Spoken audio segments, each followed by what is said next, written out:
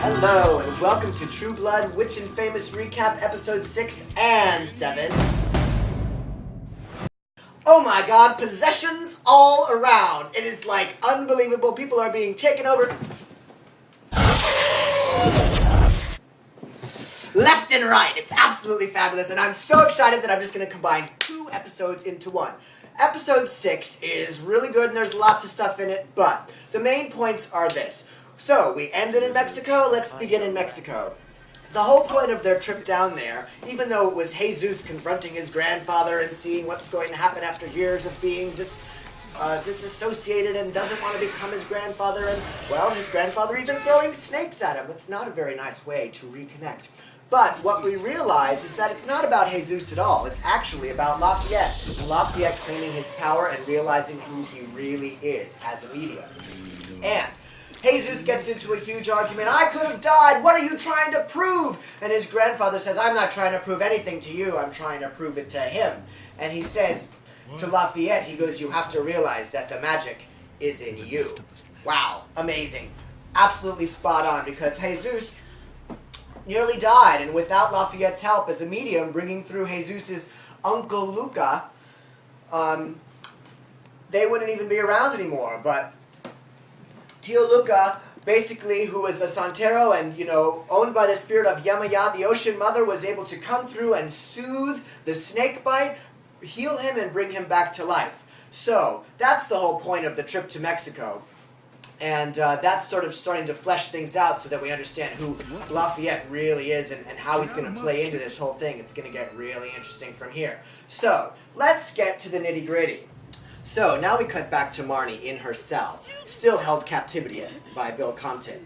Marnie is crying out to the spirit for help, and she is scratching at her scabs, drawing blood. Now, remember, I mentioned before that blood is the most powerful source of energy for anything of the discarnate spirit world. She's scratching at her hand, and as she draws some blood, calls out to Antonio, please help me, I beg you.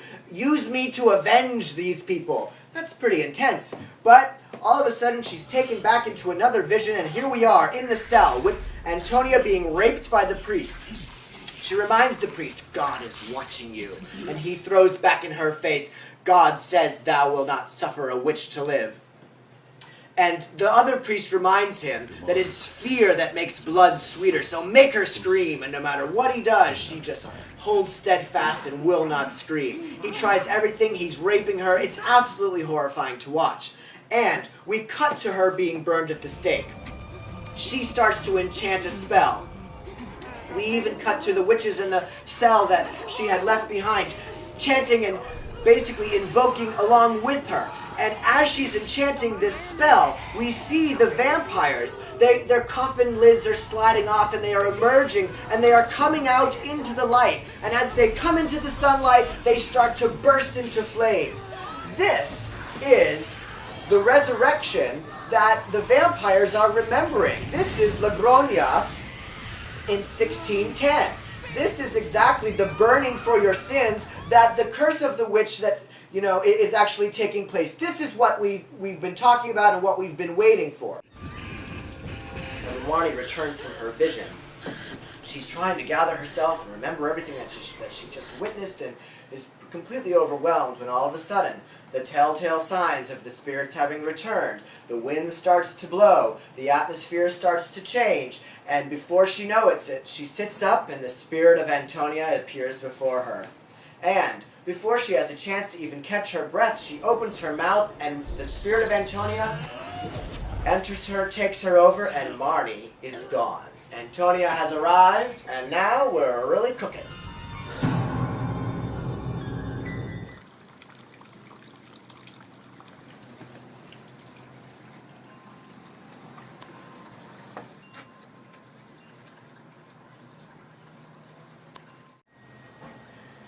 Now we have the vampires preparing for resurrection, because resurrection is what is threatened by Luis right before Vampire Bill kills him. What exactly does this mean?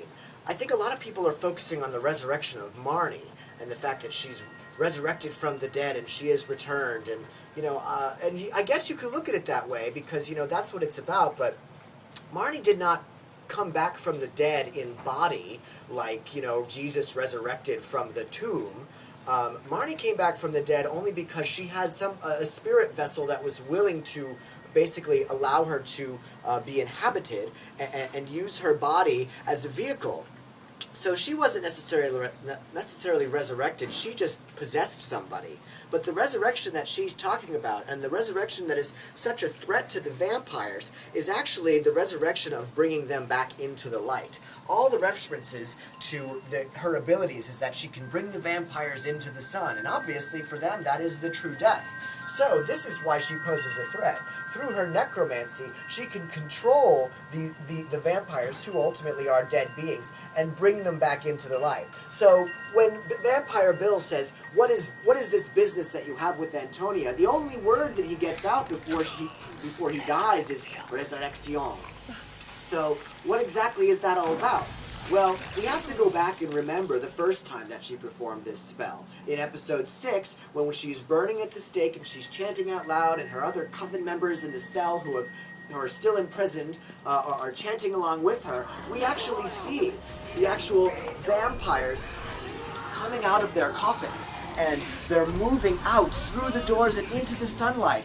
All was revealed, and in the end, her curse, the curse of "it is you who will burn for your sins," that curse was actually at that point coming to life.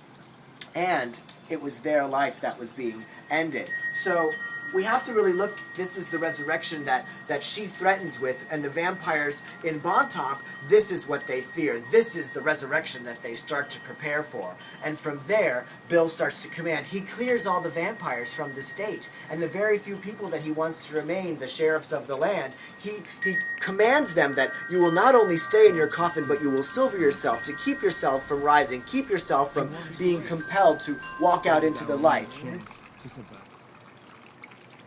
The next thing you know, we find Marnie wandering out of the woods after having escaped from Bill Compton's compound. She happens upon Tara stumbling down the road, who's regretting and lamenting her own problems. And the next thing we have is Tara says, "You're the last person I want to see right now." And Marnie says, "No, but we have something in common. You and I have both been victims of the vampires, and I have a way to vanquish them." And she's like, "I don't even know where to begin. I have no idea." She goes, "Oh, but I do."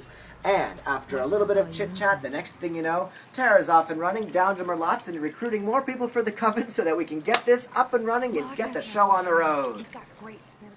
Next we arrive at the Moon Goddess Emporium, where the coven and their recruits are gathered, waiting for the arrival of Marnie. Everyone is chatting amongst themselves when all of a sudden, poof, the little candle flames start to flicker, the atmosphere starts to change, and then in the doorway, Marnie arrives.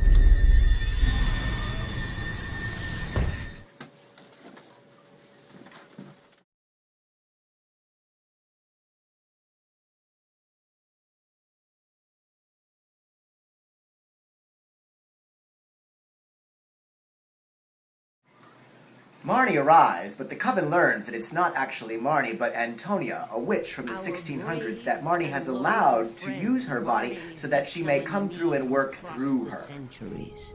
For we are once again at war.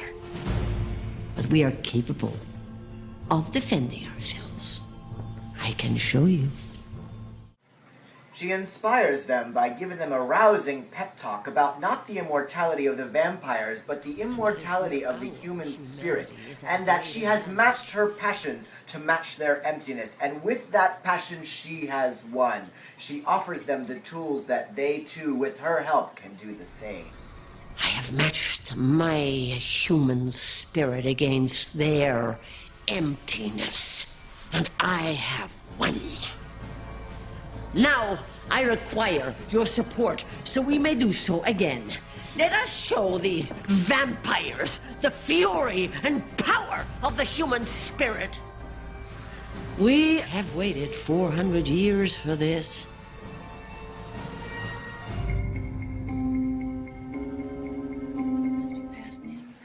Having been chained up all night, now that it's well past dawn, the vampires start to wonder if anything's going to happen. But Marnie is smart, and she knows what she's doing. She waits till well past noon when the sun is full and bright in the sky before she starts her spell. The witches start to chant, the wind starts to pick up, and things really start to happen.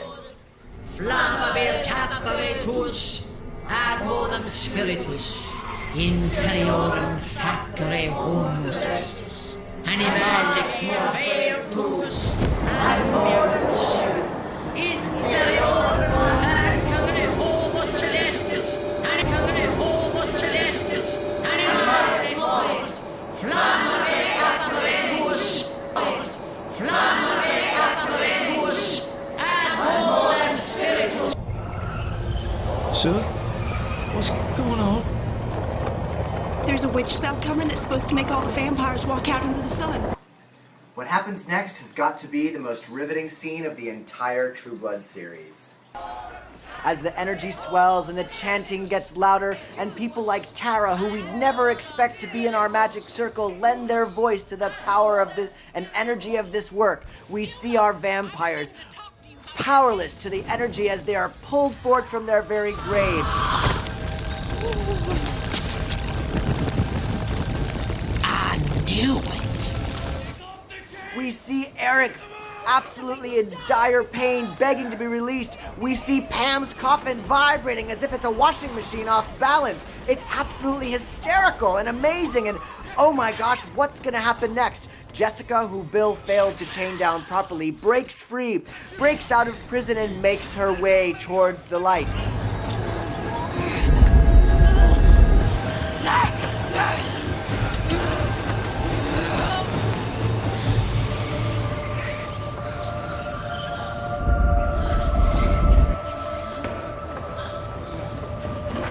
I can't believe how intense this is. I'm riveted, absolutely glued to the TV, and before we know it, bam!